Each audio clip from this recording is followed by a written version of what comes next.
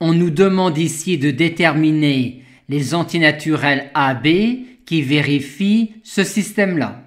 On peut dire tout de suite que A et B seront des multiples de 6.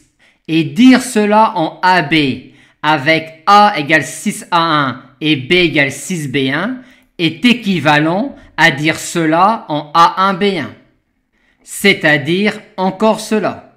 On aurait maintenant envie de poser C égale B1 et D égale A1 moins B1 et s'intéresser aux entiers qui vérifient C fois D égale 60. On peut même rajouter CD antinaturels, car si A1B1 sont des antinaturels qui vérifient ce système-là, et en particulier cette ligne-là, on en déduit que C égale B1 et D égale A1 moins B1 seront des antinaturels. Mais pour l'instant, dire cela en A1B1 implique seulement cela en CD avec ce lien-là entre A1B1 et CD.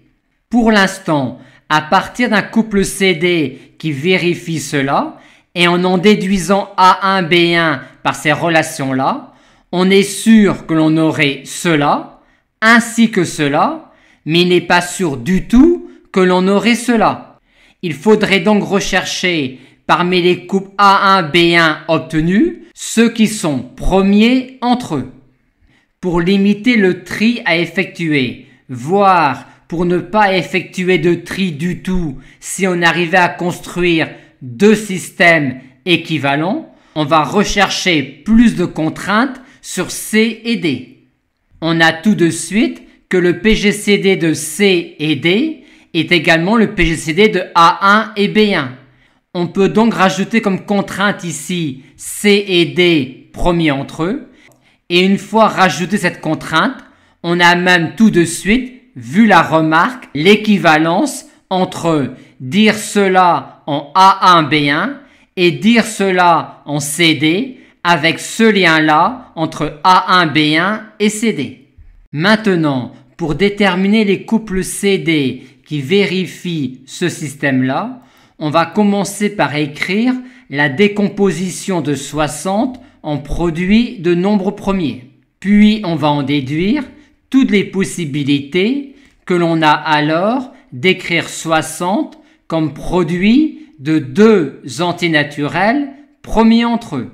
Pour cela, un P puissance alpha intervenant dans la décomposition produit de nombres premiers de 60 devra apparaître entièrement dans le bleu ou exclusif dans le rouge. On décide de mettre le bloc 2 au carré systématiquement dans le rouge.